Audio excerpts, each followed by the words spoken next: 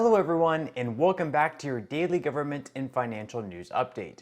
In today's video, we'll be discussing tomorrow's huge report on inflation and why those on Social Security benefits should actually be receiving a much higher COLA than 8.7%, at least if it wasn't for our government, well, sugarcoating things.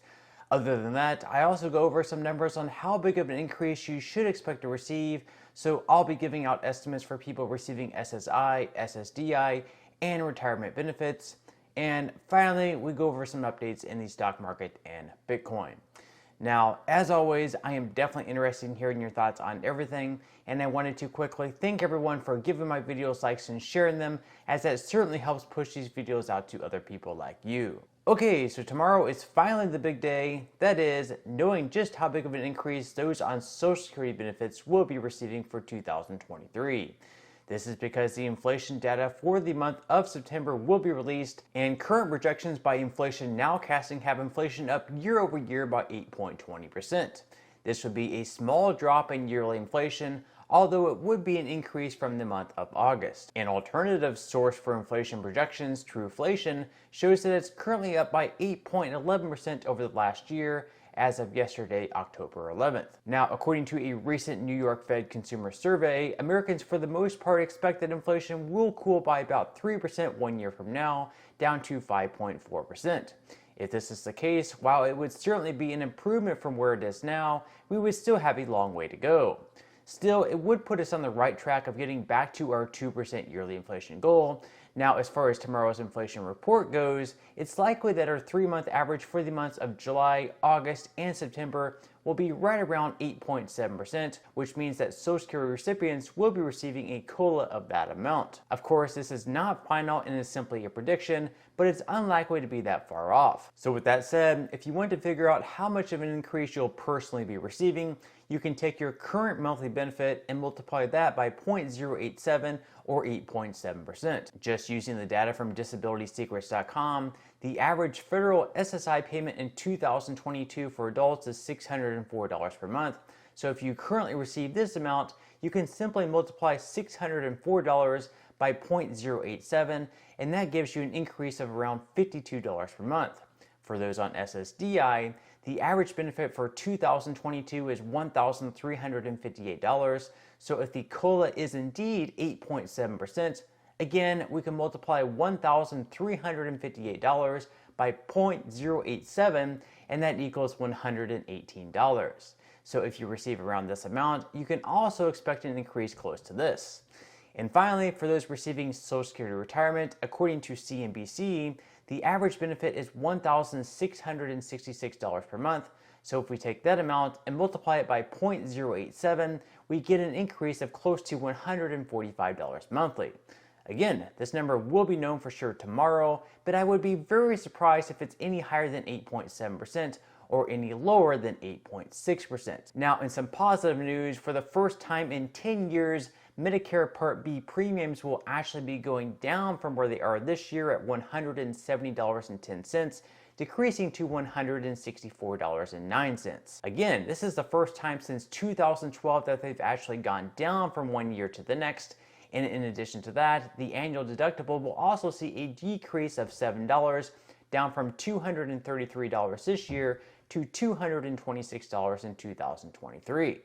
So I've seen a lot of comments saying that while it's great that Social Security beneficiaries will see an 8.7% cost of living adjustment, a lot of that will be offset by rising Part B premiums.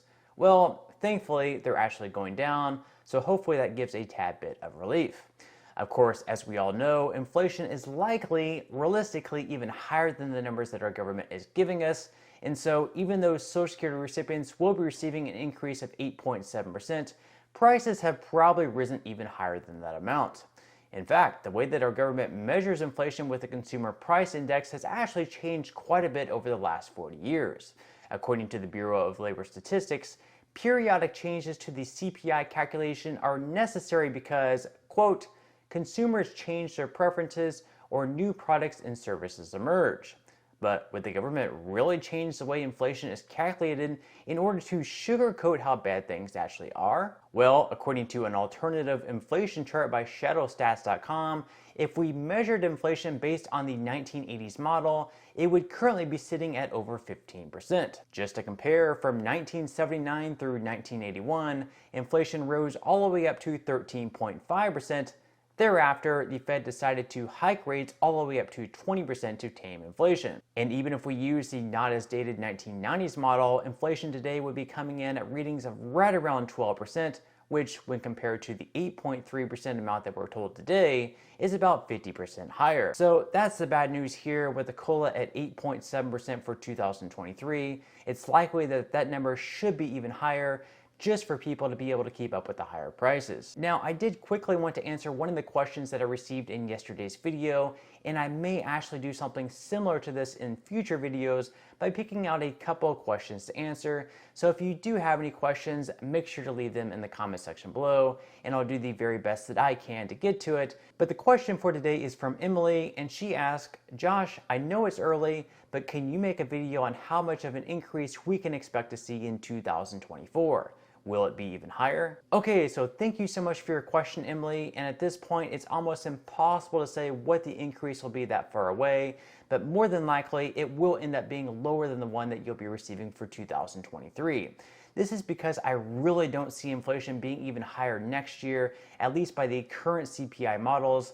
And with the Fed continuing to raise rates in such an aggressive manner, I do think that inflation, at least in a year-over-year model, should be greatly reduced. Now, in a recent Federal Reserve Bank of Philadelphia survey of professional forecasters, they did project the CPI inflation rate to be at 3.2% for 2023. So if that's the case, it's likely that the 2024 COLA will be pretty close to that number. Now, in the worst case scenario, if we do end up going into a really bad recession, for example, we could actually see a period of where prices go down significantly, and in turn, no COLA will be had. So just like in 2009, a COLA of 5.8% was given, but then in the following 2 years, the adjustment was actually at 0%. Now, I don't see a 0% adjustment for 2024, but again, all this is just pure speculation at this point. But if I were to give a personal estimate, I would say anywhere between 4 to 6% for next year.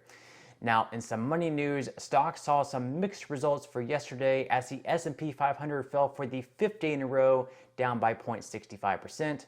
The Dow Jones, on the other hand, was actually up in the green by 0.12%, and the Nasdaq fell the most, in the red by 1.10%. Futures so far are actually up for today though, with Dow futures in the green by 0.53%, S&P 500 futures up by 0.62%, and Nasdaq futures up by 0.78%. Over the last day, Bitcoin has been pretty much completely flat, up slightly by 0.08%, and still sitting in the low 19,000s. So from here, we really have a couple of important days that will play a huge impact on the mindset of investors. The first being tomorrow, when the inflation data for September is released, where once again, if it comes in cooler than expected, we could see stocks increase in price as investors believe that inflation may finally be cooling, which in turn may cause the Fed to not raise rates so aggressively. Then the second event being the Federal Reserve's meeting on November 1st through 2nd, where currently it's being speculated that they will indeed raise interest rates by another 75 basis points. Back in September, they did the exact same thing after inflation didn't show that much progress for the month of August, and they also made a forecast that they would reach 4.6% in 2023. Keep in mind, the federal funds rate is currently at 3 to 3.25%, so another increase in November would likely put us in the range of 3.75 to 4%. If this happens to be the case, we're likely to see even more lows in the market, so both the inflation report tomorrow and the Fed meeting should play a pretty large impact on the direction that stock prices go from here. Now, with that said, if you would like to receive up to 12 free stocks and $5 worth of Bitcoin, in the comment section below, I will leave a link where you can receive just that from my partner in Webull. And even if you don't feel like investing at this time for whatever reason, once you receive the free stocks, what you can always do is just sell them for what they're worth and then transfer that money right back to your bank account. So in total, you should be receiving a value of at least $50 or more. Some people have actually received over $3,000 in the past if they're especially lucky. So really, you can think of that as just some free extra money with just a few minutes of work. But on that note, I'm going to go ahead and wrap up this video. If you enjoyed the content in today's video and you would like to see more like it, I would greatly appreciate it if you would give this video a like, subscribe to my channel, and also ring the notification bell. That way you will be the very first to know when I do release future videos. And until next time, I hope you have a wonderful rest of your day, and I'll see you in the next video.